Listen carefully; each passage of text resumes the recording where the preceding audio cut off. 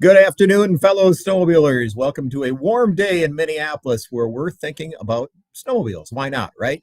This is John Prusak from Goer Live. We're going to do a special edition. Normally, we started this series earlier this year doing Thursday night programs. We've talked to racers and race directors and trail leaders and manufacturers officials and all sorts of things like that.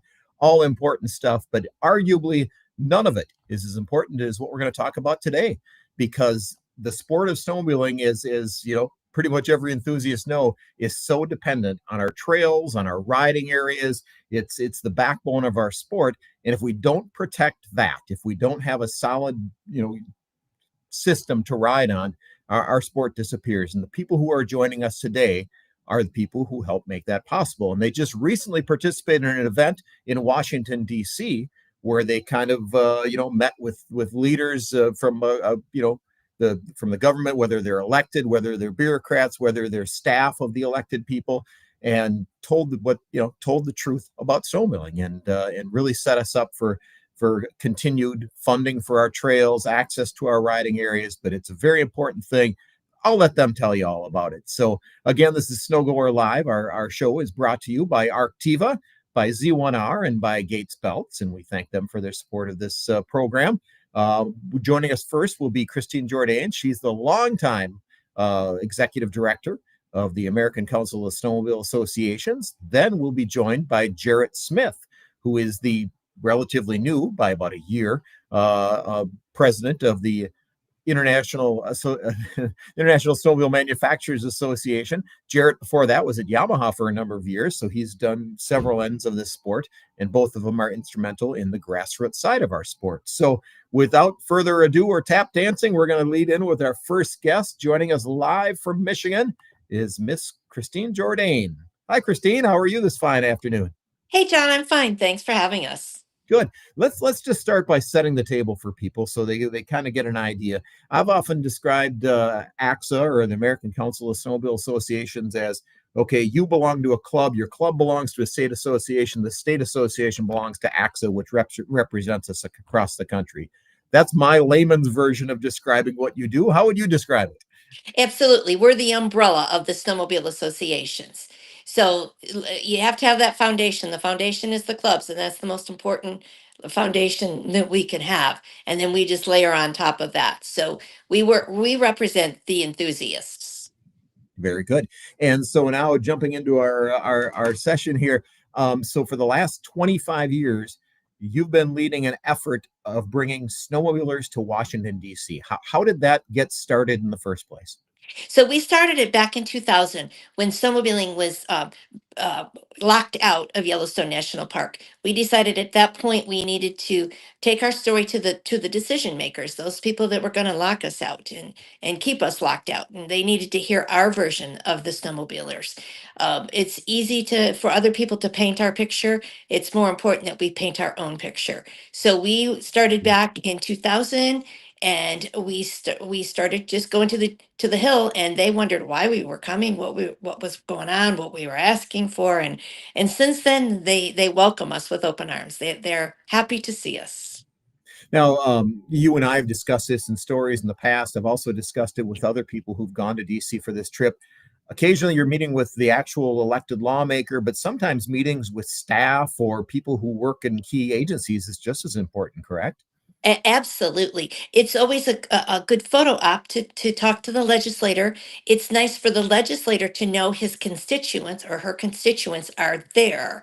But staff is vitally important. They keep the legislator informed Mhm. on the heartbeat in their districts and what's important to their districts. And snowmobiling, it comes down to economic impact in a lot of places. It's economic impact in the winter in rural America. And so Absolutely. it's great to meet with legislators, but it's fantastic to meet with their staffers as well, and the agencies. We spend a day meeting with the agencies, having them give us updates on what's going on, with what their vision is, what they see happening, and how we can help them. Okay. So again, we're talking with Christine Jourdain from the American Council of Snowmobile Associations. They recently had their 25th annual Washington D.C. Fly-In. how many states participated this year? Roughly how many people did you bring to this year's event? We had about 50 people that were there. I think we represented about 15 states. We had over 140 meetings on that Tuesday that we went to the Hill. There were a couple meetings the day before. There were a couple meetings the day after, but for the most part, we had about 130 meetings that one day.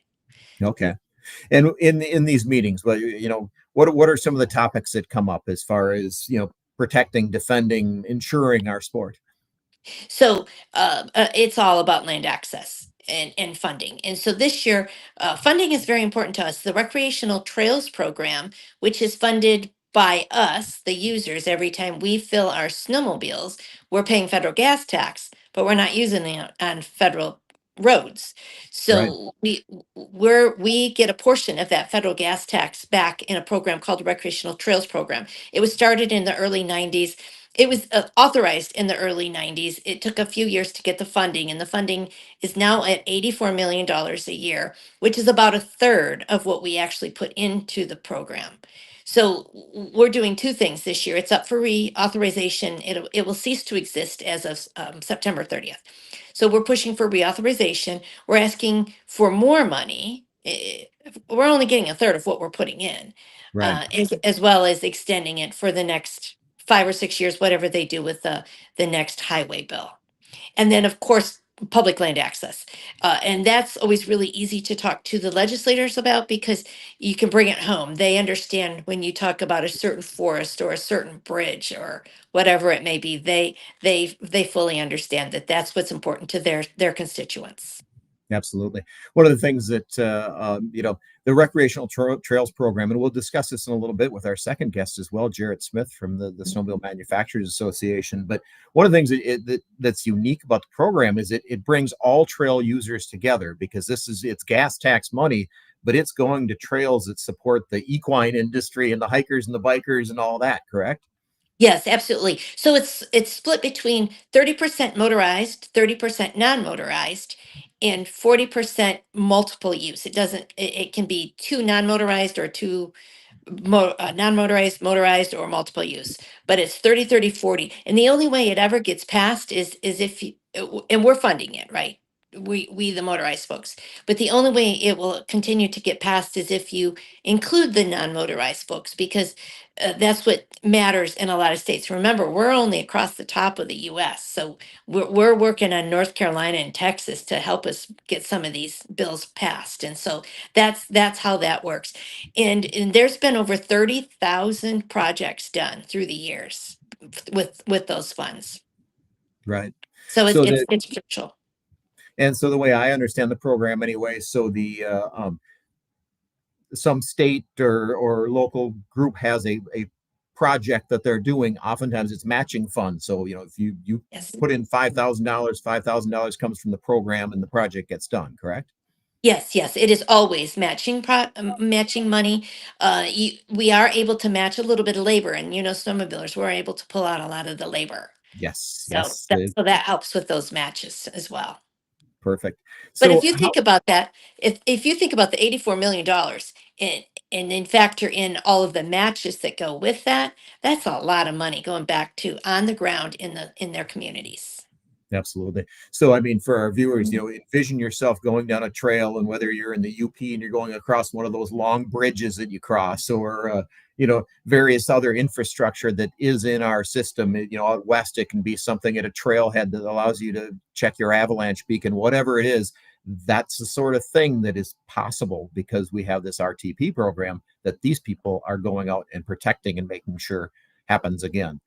So how has the program, not the program, the fly-in, how has the fly-in changed over the years? I mean, the first year you see all the big buildings and the important people or whatever, and after a while, I assume you get into a flow with this thing. But from your perspective, how has it changed? It's always exciting. The folks Mhm. that have been there year after year, or the newbies that come, it's just an exciting day to be out there. It's all about passion, right? Snowmobilers are all about passion. And the snowmobilers are spending about $100,000 on Ooh, this fly-in between the state associations and snowmobilers out of their pocket to fund their own way or a portion of their own way. And so it means that much to the snowmobilers to continue this program year after year. So it's all about the excitement. We have people that say it's the most important thing they've ever done for snowmobiling. I believe They it. feel like they're really making a difference, doing the best thing for snowmobiling. And I just know from interacting with you and some of the other people who attend the International Snowmobile Congress, which is a different event coming up here in about a month or I guess 3 weeks, that some people kind of go every year, but other times there's always new people being worked into it. You'd mentioned to me earlier when we were off camera that you had some new people who were involved this year. Kind of, what was it like for them, you figure? It's funny to hear the stories afterwards. We all get together afterwards, and then to get the feedback even days later, the people that have been for the first time, and how exciting it was, and the reception that they got from their legislator or the staffers. And my personal congressman, I've been so excited to talk to you. I've been waiting for you to be here. So I'm in Michigan. He grew up in northern Vermont snowmobiling, and so he Oh, wanted to yeah. talk about the sport. And so it's amazing how many people actually do talk about the sport. And many of the staffers come from from their districts, and so they know the importance to their district. So it's very, very fun. It's very fulfilling. You feel like you really made a difference for snowmobiling. Absolutely. So let's bring in our next guest. I'm going to try to do this splitting the screen 3 ways. Ladies and gentlemen, I want to introduce you to Mr. Jaret Smith from the International Snowmobile Manufacturers Association. How are you this afternoon, Jaret? Hey, John, doing good. Thank you for having me today. Good. So when we were setting this up, and I was talking to Jaret earlier today, he was saying that you kind of piggyback on what these guys do, and then kind of attend your own important meetings. What's the role of the Manufacturers Association at this big fly-in event? Yeah, it's an extremely important event. So we work very closely with Christine and ACSA, attending a lot of their meetings and getting that right from the ground feedback from the state associations and the clubs. But when it comes to the actual fly-in in DC, we're able to look at it more of a national level, representing manufacturers and kind of cherry pick as to what areas and what meetings we want to attend. We might pick certain meetings with somebody who sits on a committee that has an impact on something like the RTP program, for example, make sure to meet with them. We might sit in on a meeting with a Senate majority leader, like Senator John Thune's office, or oftentimes even just snowmobilers, like Representative Jack Bergman from Michigan. He's got snowmobiles. He loves to talk snowmobiling. He's been instrumental with some issues with pictured rocks and accessing that in that area. So we always try to meet with him. But we look at the overall industry representing the manufacturers for the whole United States. Okay, where can we have the biggest impact to help these association members? Oftentimes it's might be their first time, might be their multiple times going. But myself, along with our lobbyists from IMA, will go with them and really kind of hammer home those key initiatives to make sure they understand the importance, and the staffers or the representative or senator themselves. We were fortunate even to meet with Senator Klobuchar this year. She's been a huge supporter of the RTP program and being a sponsor of the program. So it was important to meet with her. But then also people from Minnesota, the hot topic is Arctic and many people were asking, how is Arctic? Are they coming back? Are the jobs safe? Is there going to be manufacturing there? And it was a celebration to talk to a lot of those people from Minnesota and let them know, hey, Arctic's back. They're going to be building snowmobiles, and a lot of those jobs in Minnesota, thankfully, will be protected from that new group to build snowmobiles there. Christine, I'm going to park you in the back room here for a second because I got too many things going on my screen because I'm going to add a graphic here. So Christine spoke briefly about the RTP program, the Recreational Trails program. I'm going to pull up a graphic on the screen. I'm not sure if everyone's going to be able to see this depending on what you're watching the show on, but this is also in the story that we have on snowgoer.com about today's video. Jaret, we were talking briefly about how this program really it's the gas that we all put into our off-road machines that funds this program, but it goes to different groups. You were saying that, even though you're a Snowmobile Manufacturers Association guy, you're meeting with people from North Carolina, from other states, talking about things that are related to snowmobiling in a sense? We are, because some of the co-sponsors, for example, Senator Ted Budd is from North Carolina. So with that, we want to make sure that we talk to them when we go into that meeting room. And sometimes it's a little different when you're walking in that meeting room for North Carolina and they say, you want to talk about snowmobiles? We say, yeah, snowmobiles heavily rely on the RTP Funding Act. So by you putting in the time and you co-sponsoring it, it might affect things like recreating with ATVs or motorcycles or dirt bikes in North Carolina. But that same pot makes a huge impact to the snowmobilers in the snow states and gets directly that money back into the trails. So any of those vehicles that are an off-highway vehicle that fills up, it's 18.3 cents from every gallon that they put in those vehicles that typically would go into highway initiatives. So that's what really amps up that $281 million. And some of the figures say it's even higher at this point with some of the recreating that's been done over the last few years as people got outside and spent time recreating. I remember years ago there was a newspaper article that I read that was talking about government waste, and one of the things they listed as government waste was all this money that's going towards trails out of the gas tax. And I actually called the reporter and I said, hold on here, that money is raised by us. And luckily the reporter was open to the theory, but I would assume that that's a story you've got to tell to staff, to lawmakers, to everybody when you and folks like Christine are there saying that no, this isn't just radical spending here. This is dollars we raise. It is. It's a user pay system, and that's so important to not forget that snowmobilers are putting the money into the pot. They're buying the gas. They're spending the money at all these fill-up stations. You see some of the pictures of UP this year with 100+ snowmobiles at those pumps. All that money is generating that tax income, and we want to just see that money come back. But the kind of golden piece of this is that it's not just snowmobilers then that are benefiting. Like, because it has a multi-use aspect and it has trails that snowmobilers use a fraction of the year, but other recreating individuals like motorized and non-motorized are using in the off seasons. So many more people benefit from that. So motorized is paying the bill, but a lot of people are benefiting from the trail network infrastructure that's being used for it. Christine touched on it briefly, but another big issue that is always part of the puzzle whenever there's anybody talking to their lawmakers, whether it's their local lawmakers or going to D.C., is access. What are the big access battles or concerns, I should say, these days with our sport that were topics when you go to D.C.? There's a couple of things that we always watch, and it's important for everyone who's active in snowmobiling, especially if you're snowmobiling on public lands, to see if there's things like a travel management plan, for example. If a forest or park is changing the rules on who can recreate in those areas, sometimes that can affect us as snowmobilers if that travel management plan changes. So that's something that we're always monitoring, making sure that we have a pulse on it. It's always best for the actual people that live in that area to comment. So if there's a public comment period, that's the time to put in your voice. Clubs, state associations, get your voice heard to see the impacts of what happens if an area gets shut off to you. So we're always watching that, and we're always watching for funding. Christine talked about RTP is one integral part of the funding structure for snowmobiling, but there's other ones that come into play here with Park Service, Forest Service, ensuring that they have adequate funding. Just this past year, as there was some cuts, we support a lot of the forests and their avalanche initiatives. And we heard from one of the forests that the cut was going to result in an avalanche forecaster not being able to do a couple of days of forecasting because the cut was directly going to affect that. So that was something we raised the red flag right away. We're going, this affects the safety of our riders that are out there recreating, spending time on the side of a mountain or an area that an avalanche forecast is imperative.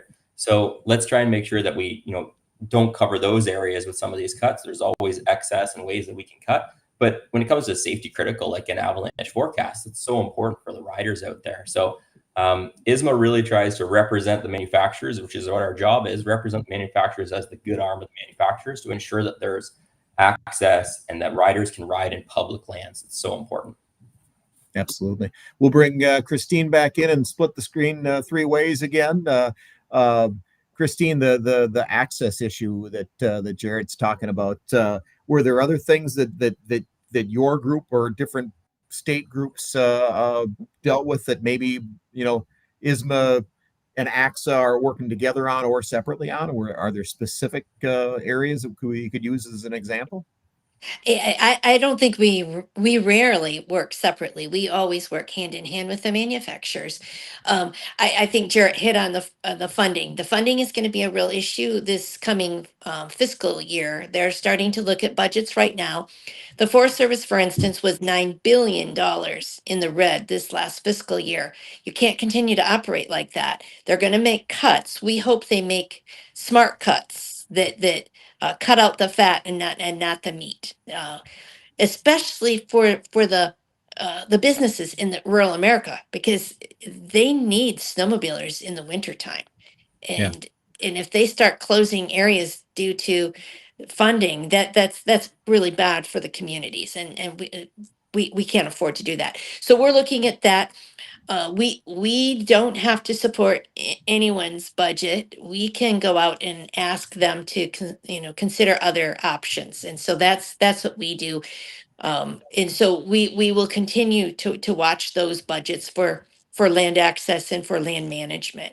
And like Jaret said, the travel management plans, the forest plans, it's so important to get involved in that. They are brutal. They are brutally long. We have some that have gone there 9 or 10 years. Snowmobilers tend to wear out. But forest supervisors keep changing, and then they start the process all over again. And so for lucky for us, we've got a lot of stamina, so folks don't give up. Absolutely. The trying to find a nice way to say this. A lot of snowmobilers would get, frankly, I could probably even see some of you guys out there in the screen, your eyes glazing over as words like RTP or forest management plan or different things come up. Not everybody is going to get as deep into this grassroots stuff as you guys do, and as you and your teams do. But that's why we have to have these people, so they can figure this stuff out. And when they say to you, or when these two people say to you, I'm speaking now to my audience, that, hey, we've got to write a letter, or we've got to do something to support this, or this section of trail could close. It's important stuff, and you don't have to dig into the minutia of everything, because you're the minutia people for us. Yes, we try to break it down and make it easy for folks to understand how it impacts them. Absolutely. So I know there are, just pretty much not every industry, a lot of industries have fly-ins now. There's, probably the International Association of Podcasters Association probably has a fly-in now, where they send their people in. Is there, the fact that we're a leisure activity, does that make it, it's business, but it's also something that people recreate. Does that make it easier to kind of represent, or do sometimes people look at our sports as a luxury that maybe is as important as other things? I don't think we've run into that so much, John. They appreciate us coming in, and they understand the importance in their community.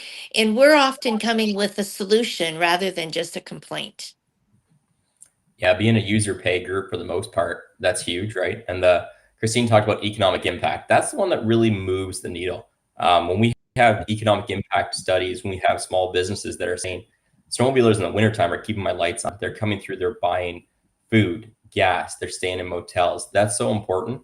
And we've had some great meetings where people really understand that. And last year was a harder year. Last year, we're talking about, from a manufacturer point of view, where we stood when the industry leveled out and ended the year with sales. But we wanted to not lose focus of how many small businesses were hurt last year, how many small businesses didn't have that door swing that they usually do, and ensure that even on the low years, that we let them know that snowmobilers are an integral part to these small communities. Absolutely. So, Christine's her focus is the USA here.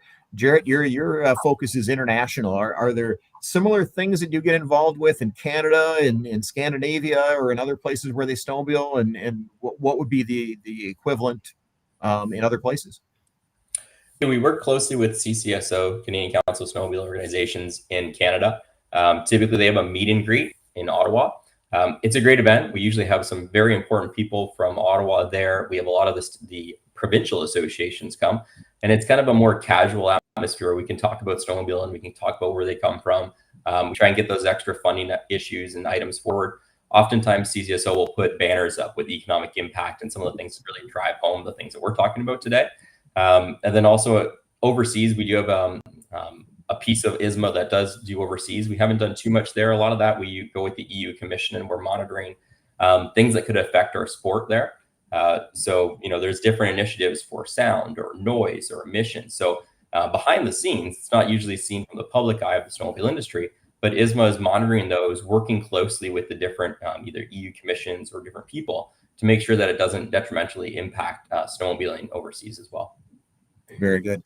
Christina, a term that I always heard, I in my mind associate with Ed Klim, the former ISMA International Snowmobile Manufacturers Association director, but I don't know if it started with him. It echoes in my head most from hearing him say it. Tell the truth about snowmobiling.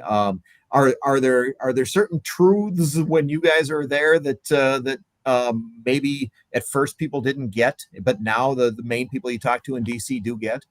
Yeah. In fact, we adopted that logo back at our very first fly-in. There were a Okay. lot of myths that are often it's spoken about the snowmobilers, and so we try to correct that year after year. We leave behind our facts and myths books with them, and try to address any issues. Like we scare the animals, or we rip up the trails, or there's all kinds of them out there. I think that the RTP program, Recreational Trails Program, the gas tax, has helped to a certain extent with some groups because we do work together with them. Mhm. It doesn't mean everyone's going to love everyone out there. That's not the world we live in. So I do think that those things have made a difference. I think just establishing relationships, so when there is an issue that comes up, you know who to call, and when you call them, they've heard of you before, and that makes a big difference. You get a different reception that way. Yeah. I remember probably a dozen years ago, Christine, you and I were on the same board of directors for the Tread Lightly organization. And one thing that I enjoyed about that was I love being a part of my snowmobile club, but that brought me together with people from various other outdoor activities that oftentimes had crossover, concerns. We talked about earlier with the hikers and bikers and stuff like that, but within the motorized world, um, you know, how much is your group first, and I'll go to you next, Jared, but for you, Christine, dealing with user groups or association groups with motorcycling or ATVs or anything off-road, Christine? Yeah, so I still work with Tread Lightly very closely. Had a meeting with them a couple days ago, and I think that that's a perfect example of outdoor ethics. Is what Tread Lightly is all about. And sometimes we're accused of leaving trash behind, and I'm not talking about an oil jar. I'm talking about a stove or a refrigerator. We don't generally pull those out to dump them in the middle of the forest, but we do trail cleanups every year, and we take them out and take them to where they Absolutely. belong. So I think working with a lot of those other users is just really important. And when you get to some of these RTP projects, and whether they're RTP projects or other projects or working with the forest, we all have common interests. We just have to put those common interests first, and figure out how to work together. Very good. So, Jared, any other hot button issues from the Snowmobile Manufacturers Association that people should be kind of keeping an eye out for? I think the funding is super important. We talked about it. So RTP, travel management plans. If there's something that you want to watch, the Federal Register posts those all the time. So if there's something that gets flagged there, as ISMA moves forward, we often are communicating through ACSA, and I think in the future, hopefully, with a little more of a public face to show you guys impacts of when those things come up, and work with the manufacturers to get that voice out and get that information out to the end consumers. So I think that's something in the future that we're going to strive for, is trying to make it heard when something happens. There's a lot of other groups that are very organized and are very vocal about pushing us out of areas, but we are very good stewards of the land. We take care of the land that we go on, and we really want to have that opportunity for generations to come, and then the next snowmobiler to be able to utilize. So I think representing the manufacturers, we're going to do a big push as much as we can to get that word out, when we got to come together as an industry and try and protect what we love doing, which is the trails and the access for snowmobiling. Absolutely. Christine, the International Snowmobile Congress is coming up here in June. Any big hot button issues you're expecting there? Well, we always hope there are no hot button issues, and we can just continue to conduct business. Yes.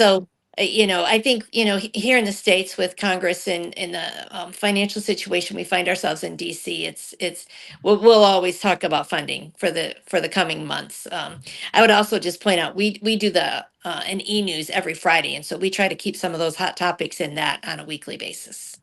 Yeah. Well, one of the things that I enjoyed most, as somebody who didn't go but was able to almost kind of feel the energy off it, just being on Facebook this year.